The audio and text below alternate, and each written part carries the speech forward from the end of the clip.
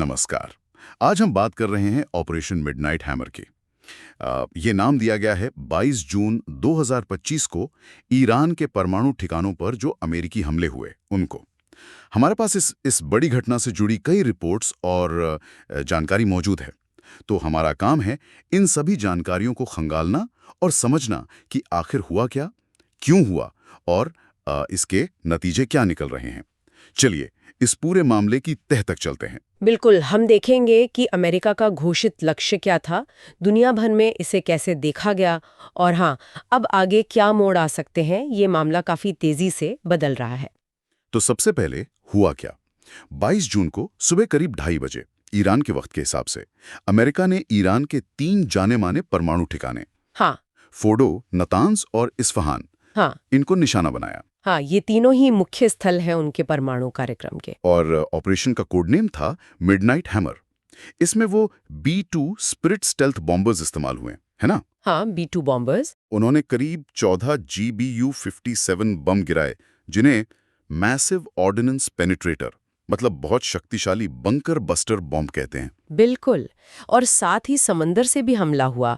एक अमेरिकी पनडुब्बी ने करीब 30 टॉमाहॉक क्रूज मिसाइलें दागी। अच्छा, तो दोनों तरफ से, हवा से भी और समंदर से भी। जी, और रिपोर्ट्स ये भी बताती हैं कि कुछ धोखे की रणनीतियां भी अपनाई गईं, मतलब इलेक्ट्रॉनिक जैमिंग या शायद नकली हवाई संकेत ध्यान भटकाने के लिए। और ये जो हथियारों का चुनाव है, GBU-57, ये काफी कुछ कहता है। हाँ, ये बंकर बस्टर बॉम्ब है ना? हाँ, ये अमेरिका के सबसे ताकतवर गैर परमाणु बमों में से हैं। ये जमीन में बहुत गहराई तक बने बंकरों को तबाह करने के लिए ही डिजाइन किए गए हैं। अच्छा। तो इनका इस्तेमाल ये साफ दिखाता है कि निशाना ईरान की वो सुविधाएं थीं जो सबसे सुरक्षित मानी जाती है, मतलब जो जमीन के काफी नीचे हैं। ये सिर्फ हमला नहीं, एक तरह से अमेरिका की क्षमता और उसके इरादे का बड़ा संदेश भी था। अमेरिकी अधिकारियों का तो कहना है कि मकसद ईरान को परमाणु हथियार बनाने से रोकना था, मतलब उसकी क्षमता खत्म करना, सत्ता बदलना नहीं। हाँ, यही घोषित लक्ष्य था। राष्ट्रपति ट्रंप ने तो इसे शानदार सैनिक कामयाबी भी कहा और दावा किया कि परमाणु ठिकाने पूरी तरह तबाह हो गए हैं। हाँ, ये बयान आया था, लेकिन अगर आप पेंटागन और सचिव हैग्जक के बयान देखें तो उनमें थोड़ी, कह सकते हैं, नरमी थी। अच्छा, कैसे? उन्होंने पूरी तरह तबाही जैसे शब्दों के बजाय भूमिगत ढांचों को गहरी संरचनात्मक क्षति पहुंचने की बात पर ज्यादा जोर दिया। तो भाषा का फर्क है। बिल्कुल, और दूसरी तरफ ईरान है, वो कह रहा है कि नुकसान तो भाई मामूली है, सतही है और उनके कार्यक्रम पर कोई बड़ा, मतलब ऐसा जिसे ठीक न किया जा सके वैसा असर नहीं पड़ा है। तो ये दावों में इतना बड़ा अंतर क्यों? देखिए, ये अपने आप में बहुत अहम है। ये शायद सिर्फ अलग अलग नजरिए नहीं, बल्कि एक तरह का सूचना युद्ध भी है। दोनों पक्ष दिखाना चाहते हैं कि वो मजबूत हैं और स्थिति उनके नियंत्रण में है। सही बात है। अच्छा, दुनिया भर से कैसी प्रतिक्रियाएं आई? मिली जुली थीं, जैसे ऑस्ट्रेलिया जैसे कुछ देशों ने खुलकर अमेरिका का साथ दिया।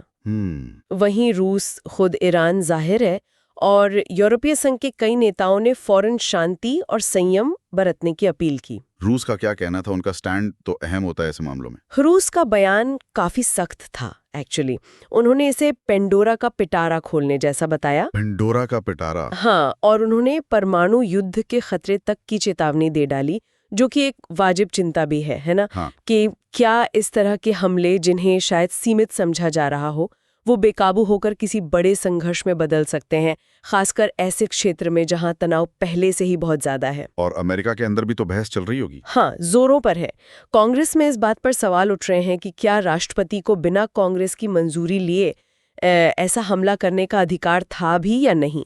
वो वॉर पावर्स एक्ट वाली बहस फिर तेज हो गई है। और व्यापार जगत में भी मिलीजुली प्रतिक्रिया है। कुछ लोग राहत महसूस कर रहे हैं कि शायद परमाणु खतरा टल गया, लेकिन कई लोग बड़े आर्थिक नतीजों को लेकर, खासकर तेल बाजार में उथल-पुथल को लेकर काफी फिक्रमंद हैं। जाहिर है, ईरान ने क्या कहा? हमलों की निंदा तो की होगी। बिल्कुल, कड़ी निंदा की है और बदला लेने की धमकी भी दी है।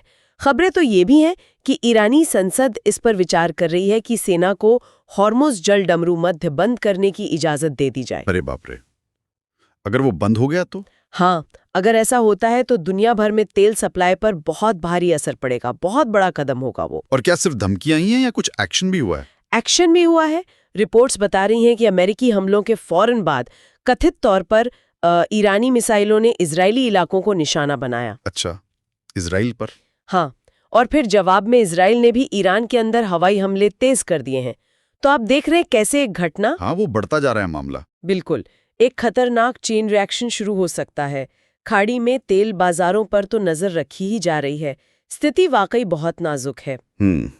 तो इस बिगड़ते माहौल में अब आगे किन चीजों पर नजर रखना सबसे जरूरी होगा, क्या लगता है आपको? मेरे ख्याल से 3 बातें बहुत खास हैं। पहली, IAEA यानी अंतर्राष्ट्रीय परमाणु ऊर्जा एजेंसी की रिपोर्ट। उनकी स्वतंत्र जांच से ही सही पता चलेगा कि ईरान के परमाणु ठिकानों को असल में कितना नुकसान हुआ है, दावों से अलग। सही।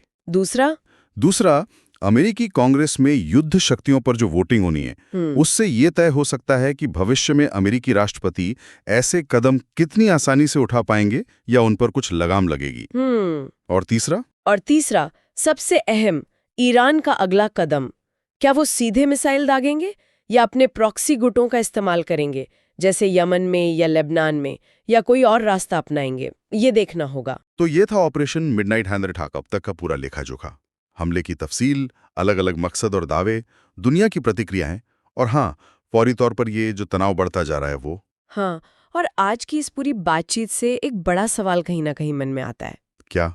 कि क्या इस तरह के बेहद सटीक, बेहद ताकतवर सैन्य हमले, क्या वो किसी देश के गहरे छिपे हुए, सुरक्षित समझे जाने वाले परमाणु कार्यक्रम को वाकई में हमेशा के लिए रोक सकते हैं? ये बड़ा सवाल है। और दूसरा ये कि इस तरह के कार्रवाइयों के जो अनजाने, अनचाहे नतीजे होते हैं, खासकर इतने संवेदनशील क्षेत्र में, क्या उन्हें हमेशा काबू में रखा जा सकता है? ये सोचने वाली बात है कि तकनीक और ताकत के इस्तेमाल की अपनी सीमाएं क्या हैं और उसके परिणाम क्या हो सकते हैं।